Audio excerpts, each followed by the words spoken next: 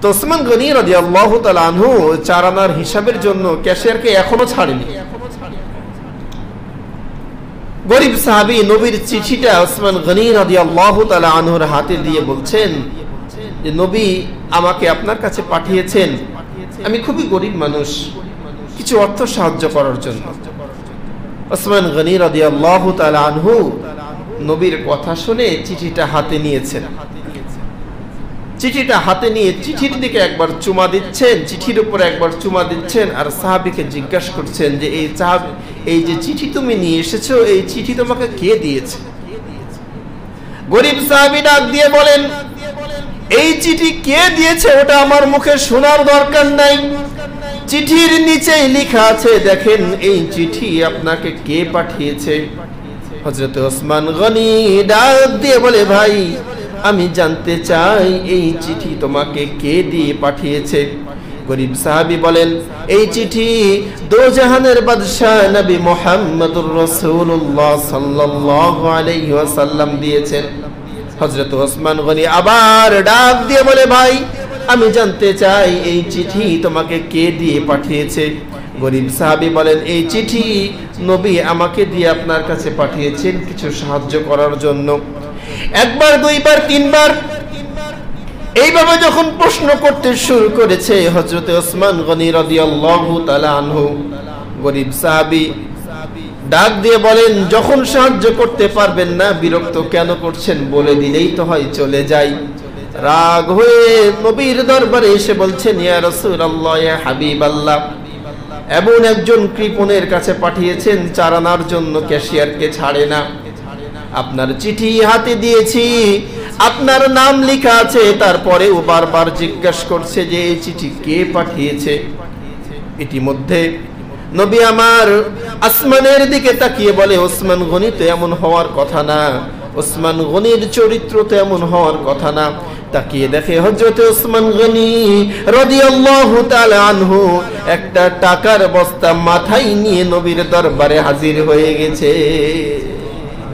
টাকার বস্তা মাথায় নিয়ে নবীর দরবারে হাজির হয়ে গেছে।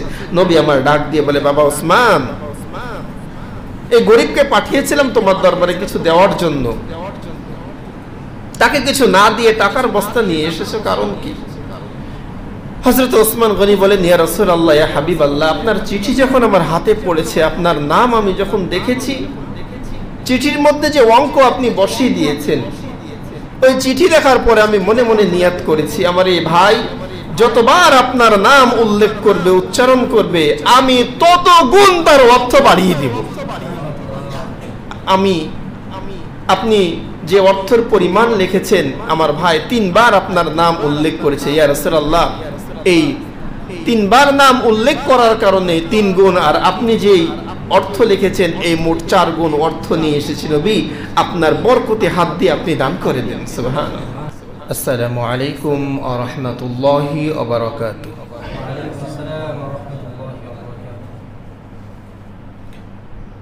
إن الحمد لله الأكرم الذي خلق الإنسان وكرم وعلمه من البيان ما لم يعلم فسبحان الذي لا يحصى امتنانه باللسان ولا بالقلم نشهد أن لا إله إلا الله وحده لا شريك له ونشهد أن سيدنا ومولانا محمدا عبده ورسوله أما بعد فقد قال الله تعالى في كلامه المجيد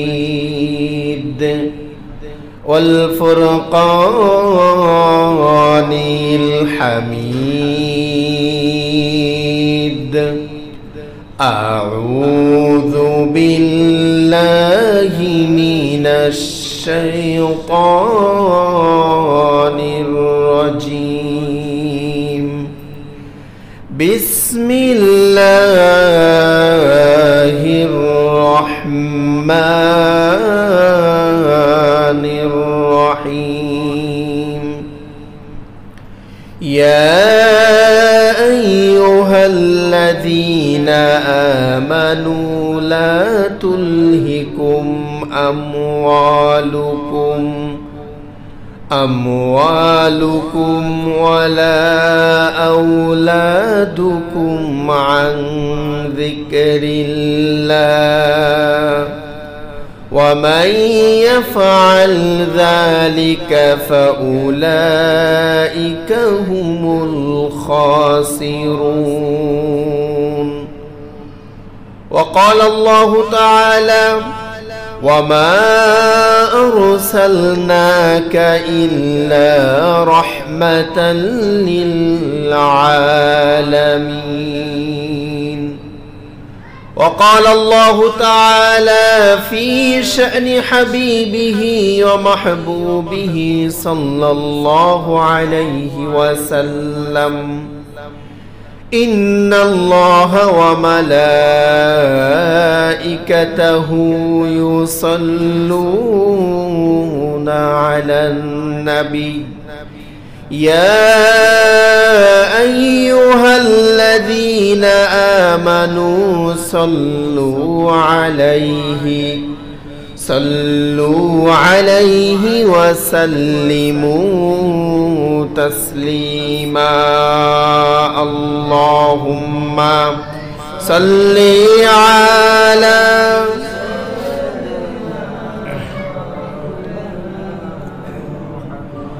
وعلى آل سيدنا اللهم صل على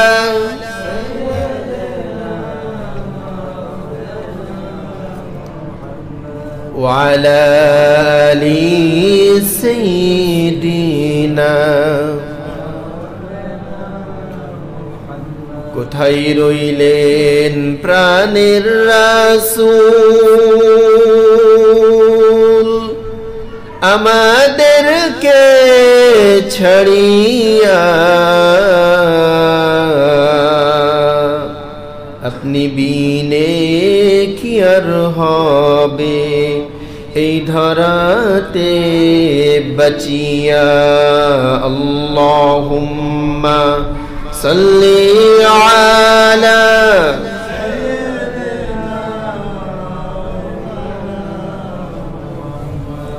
وعلى آل سيدنا بلغ العلا بكماله كشف الدجى بجماله حسنت جميع خصاله صلوا عليه وآله। আলহামদুলিল্লাহ, আল্লাহ রাব্বুল আলামিনের দরবারে শুকরিয়া যে আল্লাহর অশেষ মেহেরবানিতে শুক্রবারের দিন জুম্মার নামাজ আদায়ের উদ্দেশ্যে সুস্থতার সঙ্গে নেক হায়াত দান করে জুম্মা মসজিদে আগে আগে আসার বসার, কোরআন থেকে হাদিস থেকে কিছু কথা বলার এবং শোনার সুযোগ দান করলেন। সে আল্লাহর দরবারে খুশি হয়ে বলছি আলহামদুলিল্লাহ। লক্ষ কোটি দরুদ ও সালাম বর্ষিত হোক সর্বযুগের সর্বকালের সর্বশ্রেষ্ঠ মহামানব, যিনি আপনার আমার নবী, আপনার আমার নেতা, সাইয়্যিদুল মুরসালিন, খাতামুন নবিয়্যিন, রাহমাতাল লিল আলামিন, নবী মুহাম্মদুর রাসূলুল্লাহ সাল্লাল্লাহু আলাইহি ওয়াসাল্লামের উপর। প্রিয় হাজিরিন, আমরা অবগত আছি রবিউল আউয়াল মাসের শুরু থেকেই নবীজির সিরাত সম্পর্কে ধারাবাহিকভাবে বিভিন্ন বিষয়ের উপরে আমরা আলোচনা করছি। আজকেও সেই ধারাবাহিকতার মধ্য দিয়ে একটি বিষয় আলোচনা করার ইচ্ছা পোষণ করেছি।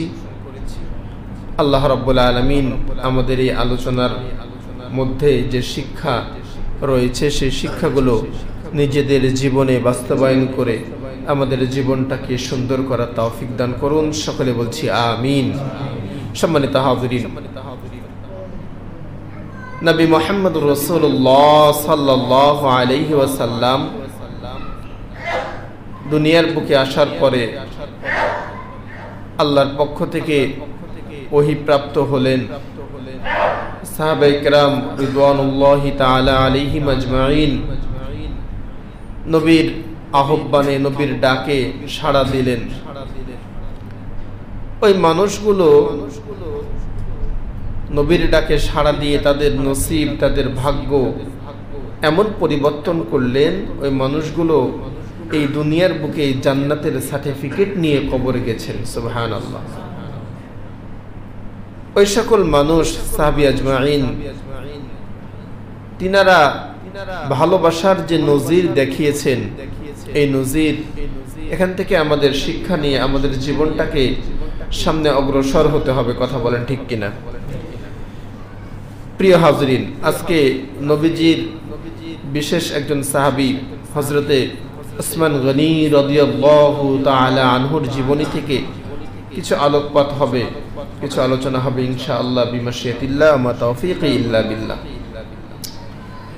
চারজন বিশিষ্ট সাহাবী, চার খলিফার মধ্যে দুইজন সাহাবী ছিলেন নবী করিম সাল্লাল্লাহু আলাইহি ওয়াসাল্লামের জামাই, আর দুইজন ছিলেন নবীজির শ্বশুর। হযরতে উসমান গনি রাদিয়াল্লাহু তাআলা আনহু এবং হযরতে আলী রাদিয়াল্লাহু তাআলা আনহু, এই দুইজন নবীজির জামাই। নবী আমার বলেন, আমার যদি আরেকটা মেয়ে থাকতো তো আরেকটা মেয়েকেও আমি উসমান গনির হাতে তুলে দিতাম। দুইটা মেয়ে দেওয়ার পরেও নবীজি বলছেন, যদি আরেকটা মেয়ে থাকতো তাহলে আমি উসমান গনির হাতে আমার তৃতীয় মেয়েটাকেও দিয়ে দিতাম। হযরত উসমান গনির লকব হলো যুন্নুরাইন, অর্থাৎ দুই নূরের অধিকারী। নবীজির দুই কন্যার সঙ্গে নবীজি হযরত উসমান গনি রাদিয়াল্লাহু তাআলা আনহুর বিয়ে দিয়েছিলেন। আর শ্বশুরের মধ্যে দুইজন, হযরতে আবু বকর সিদ্দিক রাদিয়াল্লাহু তাআলা আনহু আর ওমর ফারুক রাদিয়াল্লাহু তাআলা আনহু, এই দুইজন শ্বশুর ছিলেন। তো উসমান গনি রাদিয়াল্লাহু তাআলা আনহু এমন একজন সাহাবী, আল্লাহ রাব্বুল আলামিন তার নামের সঙ্গে আল্লাহর একটা গুণবাচক একটা উপাধি আল্লাহ যুক্ত করে দিয়েছেন। সুবহানাল্লাহ। উসমান গনি, গনি শব্দের অর্থ ধনী, গনি শব্দের অর্থ ধনী। আল্লাহ কোরআনে বলছেন, আল্লাহু গনিয়্যু ওয়া আনতুমুল ফুকারা, সূরা মুহাম্মদ 38 নম্বর আয়াতের মধ্যের অংশে আল্লাহ বলছেন, আল্লাহু গনিয়্যু ওয়া আনতুমুল ফুকারা, আমি ধনী আর তোমরা সবাই ফকির। আমি অভাব মুক্ত আর তোমরা অভাব যুক্ত। আল্লাহ রাব্বুল আলামিন এই ঘোষণা যখন দিয়ে দিলেন নবী মুহাম্মদুর রাসূলুল্লাহ সাল্লাল্লাহু আলাইহি ওয়াসাল্লাম, এই আয়াতের ব্যাখ্যা সাহাবী আজমাইনদের সামনে যখন দিয়ে দিলেন, আল্লাহ বলেছেন, আল্লাহ ধনী আর তোমরা সবাই গরিব। কিন্তু একজন সাহাবী ব্যতীত, যে সাহাবী গরিব না সেই সাহাবী ধনী। সাহাবী আজমাইন আশ্চর্য হয়ে জিজ্ঞাসা করলেন, ইয়া রাসূলুল্লাহ, ইয়া হাবিবাল্লাহ, কে এমন সাহাবী রয়েছে যে সাহাবী ধনী গরিব না? নবী আমার ডাক দিয়ে বলেন, সাহাবীরা, আমার ওই সাহাবীর নাম হলো হযরতে উসমান গনি। উসমান গনি ধনী, আমার আল্লাহও ধনী, উসমান গনিও ধনী। সাহাবী আজমাইন জিজ্ঞাসা করলেন, ইয়া রাসূলুল্লাহ, ইয়া হাবিবাল্লাহ, হযরত উসমান গনি কিভাবে ধনী হলেন? নবী বর্ণনা করছেন, একজন গরিব সাহাবী কয়েকদিন যাবত খাননি, নবীর দরবারে এসে বলছেন, ইয়া রাসূলুল্লাহ, ইয়া হাবিবাল্লাহ, আমাকে কিছু অর্থ সাহায্য করতে পারবেন? আমি কয়েকদিন যাবত না খেয়ে আছি। নবী আমার জুব্বার কাপড়টা ছেড়ে দিয়ে পেটটা দেখাচ্ছে, সাহাবী, এই দেখো আমার পেটের কি অবস্থা। আমিও আজ কয়েকদিন যাবত না খেয়ে আছি। দয়ার নবী, মায়ার নবী এই দৃশ্য দেখানোর পরে সাহাবী মন খারাপ করে যখন নবীর দরবার থেকে চলে যাচ্ছেন, নবী আমার ডাক দিয়ে বলে, সাহাবী এদিকে আসো। নবী আমার হযরতে আলী রাদিয়াল্লাহু তাআলা আনহুকে ডাকেন, আলী তুমিও এদিকে আসো। হযরতে আলী রাদিয়াল্লাহু তাআলা আনহু নবীর দরবারে আসার পরে নবী বললেন, আলী একটা পত্র লিখো, একটা চিঠি লিখো, আমার জামাই হযরতে ওসমান গনির কাছে একটা পত্র লিখো, ওই পত্রের মধ্যে একটা অঙ্ক বসিয়ে দাও, দিয়ে এই সাহাবী গরিবের হাতে দিয়ে দাও, তাকে ওসমান গনির কাছে পাঠিয়ে দাও, ওসমান গনি যেন তাকে কিছু অর্থ সাহায্য করে দেয়। গরিব সাহাবী নবীজির পত্রটা নিয়ে হযরত ওসমান গনি রাদিয়াল্লাহু তাআলা আনহুর দরবারে হাজির হয়ে গেছেন। হযরত ওসমান গনি রাদিয়াল্লাহু তাআলা আনহুর দরবারে উপস্থিত হয়ে গেছেন। ওসমান গনি রাদিয়াল্লাহু তাআলা আনহু তার ক্যাশিয়ার একজন, তার একটা ক্যাশিয়ার ছিল যে হিসাবপত্র সংরক্ষণ করত। ওসমান গনি রাদিয়াল্লাহু তাআলা আনহু ওই ক্যাশিয়ারকে ধমক দিচ্ছে, কড়া ভাষায় ধমক দিচ্ছে। হযরত ওসমান গনি তার ক্যাশিয়ারকে কি করছে? কড়া ভাষায় ধমক দিচ্ছে। কি কারণে? কারণটা হলো 4 আনার হিসাব কম বেশি হয়ে গেছে। 4 আনা, আজকে তো 4 আনার প্রচলন নাই। এক সময় আমরাও দেখেছি 8 আনা 4 আনার খুব প্রচলন ছিল। তো ওসমান গনি রাদিয়াল্লাহু তাআলা আনহু 4 আনার হিসাবের জন্য ক্যাশিয়ারকে খুব শক্ত করে ধরেছে যে 4 আনার হিসাব কোথায় গেল, এই হিসাব তাড়াতাড়ি মিলাও। তো গরিব সাহাবী হাতে চিঠি নিয়ে মনে মনে ভাবছে যে যে মানুষ 4 আনার হিসাব ছাড়ে না, ও আবার আমাকে দান করে কিভাবে? গরিব সাহাবী এই দৃশ্য দেখার পরে মনে মনে চিন্তা করছে যে এই মানুষ 4 আনার হিসাব ছাড়ে না, ওই মানুষ কি করে আমাকে দান করবে? মনটা খারাপ করে চিঠি নিয়ে বাড়ির দিকে রওনা হয়েছেন। ইতিমধ্যে হযরতে আলী রাদিয়াল্লাহু তাআলা আনহুর সঙ্গে দেখা। হযরতে আলী ডাক দিয়ে বলে, ভাই অর্থ সম্পত্তি কত নিয়ে আসলে, কি অবস্থা একটু বলো।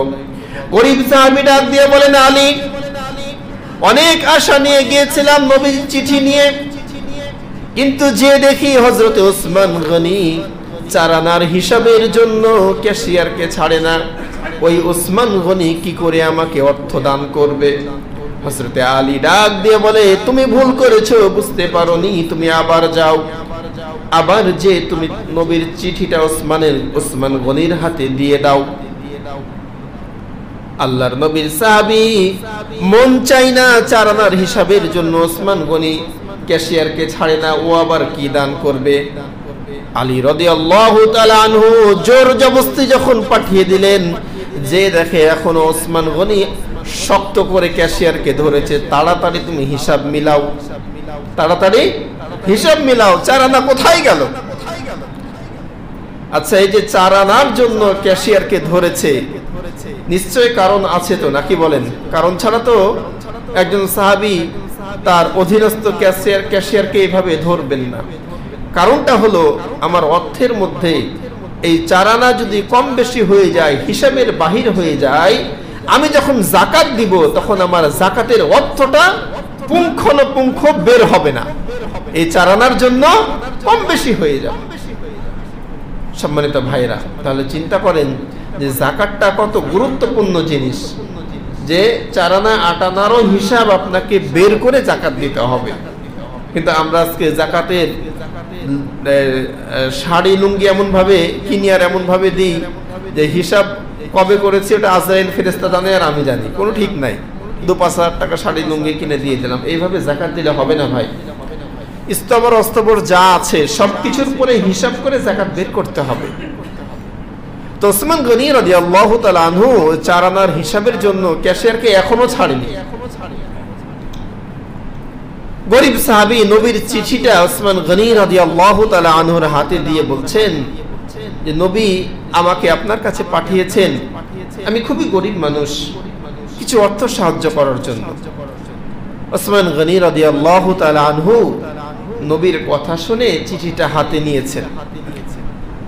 চিঠিটা হাতে নিয়ে চিঠির দিকে একবার চুমা দিচ্ছেন, চিঠির উপরে একবার চুমা দিচ্ছেন, আর সাহাবীকে জিজ্ঞাসা করছেন যে এই যে চিঠি তুমি নিয়ে এসেছো, এই চিঠি তোমাকে কে দিয়েছে?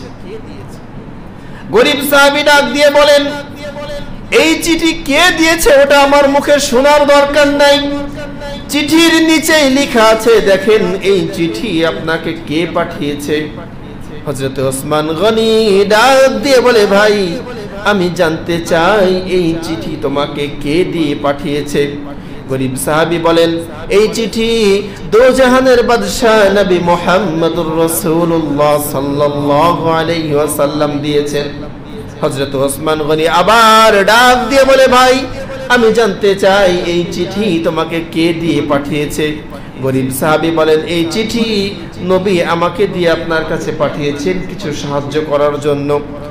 একবার, দুইবার, তিনবার এইভাবে যখন প্রশ্ন করতে শুরু করেছে হযরত ওসমান গনি রাদিয়াল্লাহু তাআলা আনহু, গরিব সাহাবী ডাক দিয়ে বলেন, যখন সাহায্য করতে পারবেন না বিরক্ত কেন করছেন, বলে দিলেই তো হয় চলে যাই।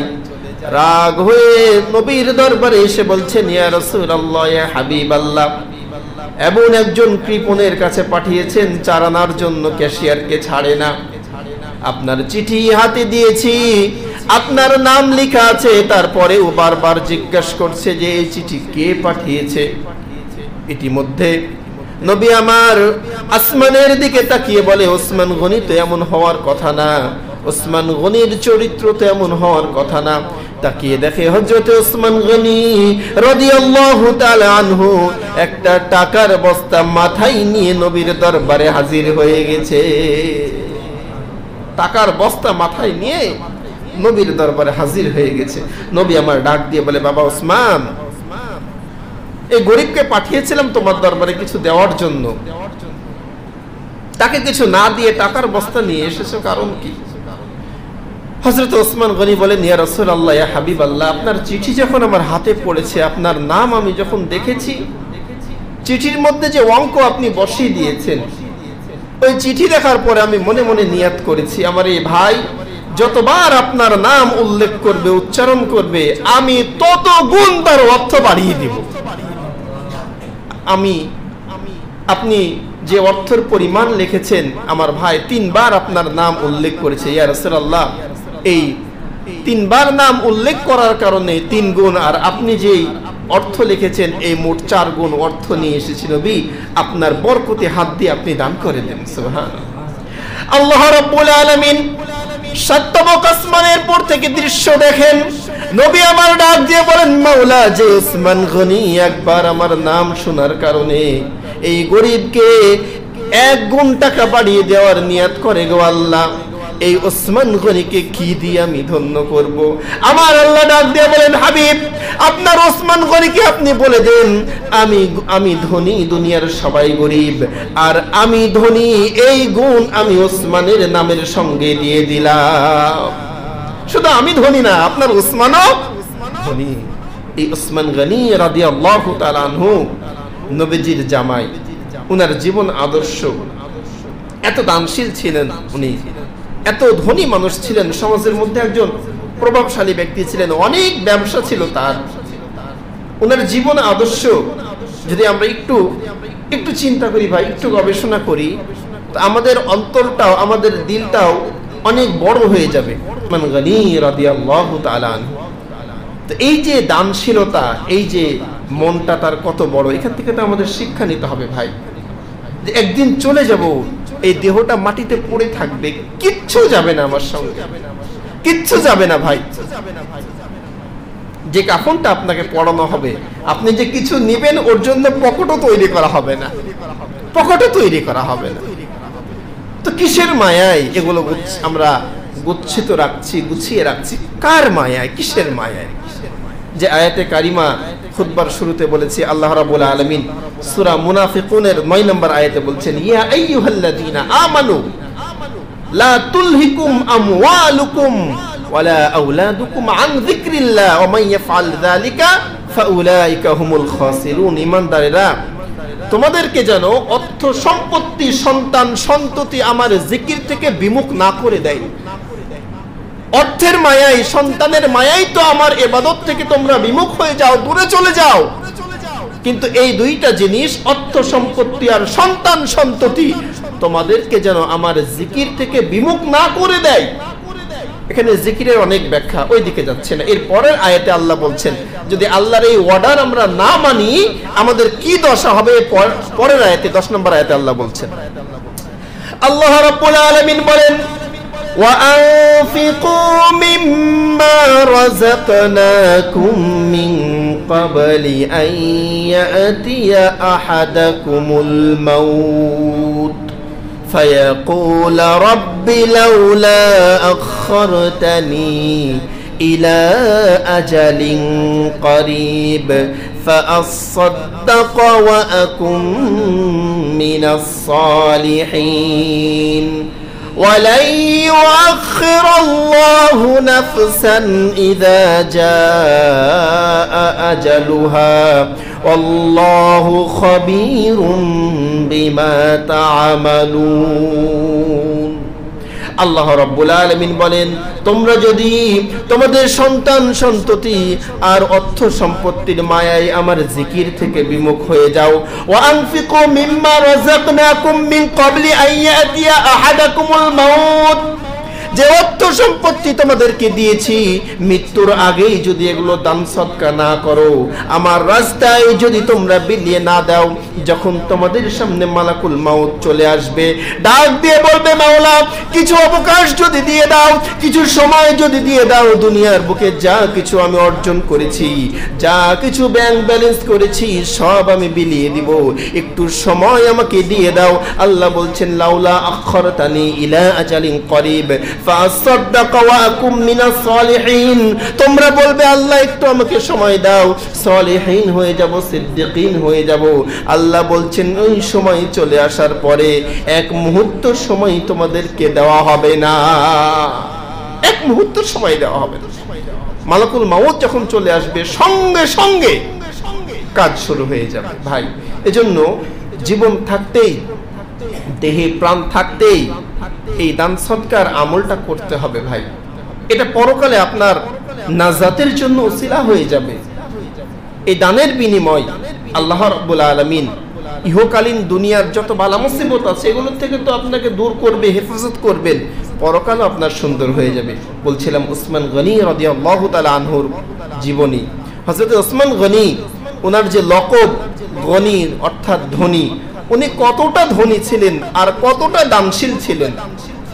আরেকজন সাহাবী আরেকদিন এসে নবীকে বলছেন ইয়া রাসূলুল্লাহ আমার অভাব যায় না, অভাব আমার পিছু ছাড়ে না, তা আপনার বরকতি হাতে কাউকে যদি কিছু আপনি দেন তো তার জীবন ধন্য হয়ে যায়। নবী গো, আপনি যদি কিছু আমাকে দিতেন তাহলে আমার জীবনটা ধন্য হয়ে যেত, আমার অভাব দূর হয়ে যেত।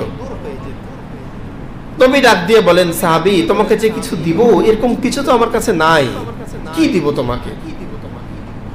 কিন্তু আল্লাহর কোরআনের আয়াত সূরা দুহার ওই আয়াতটা মনে পড়ে গেল, ওয়াম্মাস সাইলা ফালা তানহার, সাইল যখন তোমার কাছে আসবে তাকে ধমক দিও না, যতটুকু সম্ভব তাকে সাহায্য করো। নবী আমার ডাক দিয়ে বলেন সাহাবী আমার কাছে তো কিছু নাই, আমার জামাই হযরত ওসমান গনির কাছে চলে যাও, ওসমান গনির কাছে যে বলো আমি নবী তোমাকে পাঠিয়েছি কিছু তোমাকে সাহায্য করে যেন।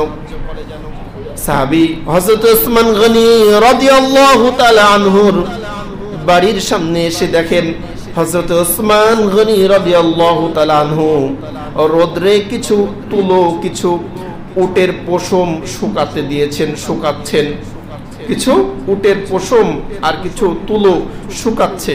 তো বাতাসের কারণে এই তুলাগুলো আর উটের পশমগুলো উড়ে উড়ে চলে যাচ্ছে। তো ওসমান গনি ওগুলো আবার কুড়িয়ে কুড়িয়ে নিয়ে এক জায়গাতে জড়ো করছে। গরিব সাহাবী মনে মনে চিন্তা করছে যে যে মানুষ এই ছোট্ট ছোট্ট তুলাগুলো আবার কুড়িয়ে নিয়ে এসে জায়গাতে স্তূপ করে, এই মানুষ আবার আমাকে কি দিবে, এ আবার আমাকে কি দিবে, তো নিজেই কৃপণ, বাতাসের সঙ্গে তুলা উড়ে যাচ্ছে, ওগুলোকে আবার নিয়ে এসে এক জায়গায় করছে, এ কিছু দিবে না।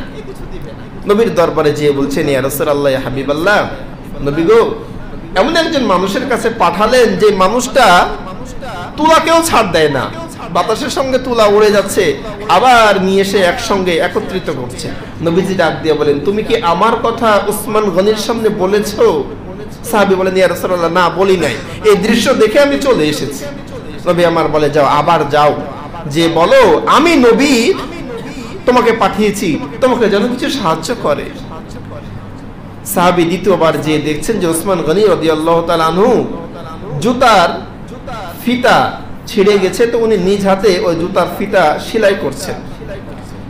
তো দেখে মাথা খারাপ যে এই মানুষ যে টাকার খরচ হওয়ার ভয়ে মানুষ মুসিকে দিয়ে জুতা সেলাই করে আর নিজে নিজে করছে, এ আবার আমাকে কি দান করবে, দিতে পারবে না। আবার মন খারাপ করে নবীর দরবারে যে বলছেন, ইয়া রাসূলুল্লাহ, এমন মানুষের কাছে পাঠালেন যে নিজে নিজেই নিজের জুতা সেলাই করে, এ আবার আমাকে কি দিবে? নবীজি বললেন, তুমি যে আমার কথা বলো যে আমি তোমাকে পাঠিয়েছি। তৃতীয়বার গেছেন, যে দেখছেন সন্ধ্যা হয়ে এসছে, উসমান গনির ক্যাশিয়ার হিসাব মিলাচ্ছেন।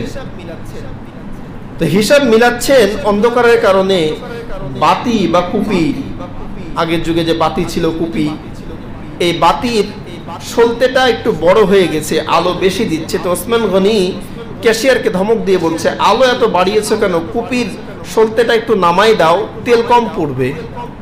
কুপির সলতা নামাই দিলে কি হবে? তেল কম পড়বে, একটু নামাই দাও, এত আলোর তো দরকার নাই। ও বেচারির মাথা গেছে খারাপ হয়ে, যে এত কৃপণ মানুষ, আলো একটু বেশি হচ্ছে এই জন্য ক্যাশিয়ারকে ধমক দিয়ে বলছে কুপির সলতা নামিয়ে দিতে, এ আমাকে কিছু দিতে পারবে না। তারপরে নবী যেহেতু দুইবার আমাকে ঘুরিয়েছেন, এবার গেলে আমার কপাল খারাপই আছে। ডাক দিয়ে বলেন, ভাই, আমাকে নবী পাঠিয়েছেন, আমি খুবই গরিব মানুষ, অসহায় মানুষ, কিছু সাহায্য করার জন্য। হযরত ওসমান গনি বলেন, তুমি একটু দাঁড়াও, একটু দাঁড়াও, আমার অফিসের পাশেই সবে মাত্র একটা কাফেলা এসে দাঁড়িয়েছে। ওই কাফেলাটা কয়েকদিন আগেই ব্যবসার জন্য বের হয়েছিল, একটু দাঁড়াও, আমি কাফেলার সব মালগুলো সামনে নিয়ে আসতে বলি। হযরত ওসমান গনি রাদিয়াল্লাহু তাআলা আনহু তার কর্মচারীদেরকে আদেশ করলেন যে তোমরা উটগুলোকে সামনে নিয়ে এসে দাঁড় করাও। ওসমান গনি বলছেন, এই যে উটগুলো দেখছো, এখান থেকে যেই উটটা তোমার পছন্দ হয় সেই উটটা তুমি নিয়ে নাও।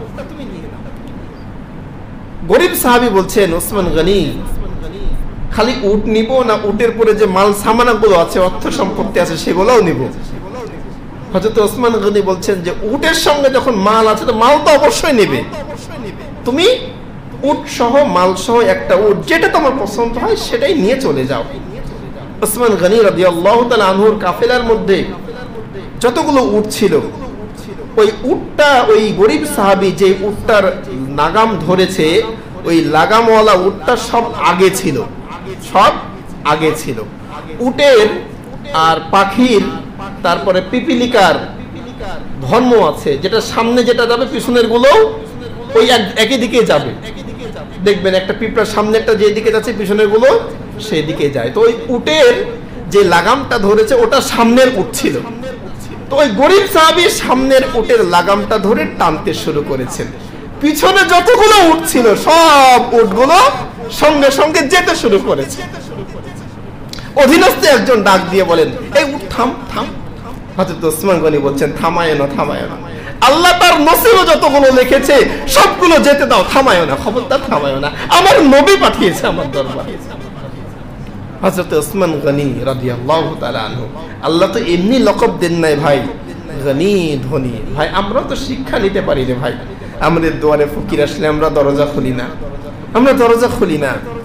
আল্লাহ রাব্বুল আলামিন আপনাকে মনে করাই দিবে যে আমি তোমার দুয়ারে গিয়েছিলাম, তুমি দরজা খুলে নাই। আমরা বলবো, আল্লাহ তুমি কবে গেছো আমার দুয়ারে? তোমাকে তো আমরা দেখি নাই গো আল্লাহ। আল্লাহ বলবেন যে ওই যে মিসকিন তোমার দুয়ারে গিয়েছিল, ওই মিসকিনের হাতে যদি কিছু তুমি দিয়ে দিতে, আমার হাতেই দেওয়া হতো। সম্মানিত ভাইরা, এজন্য আমরা দানের হাতটা একটু প্রসারিত করব।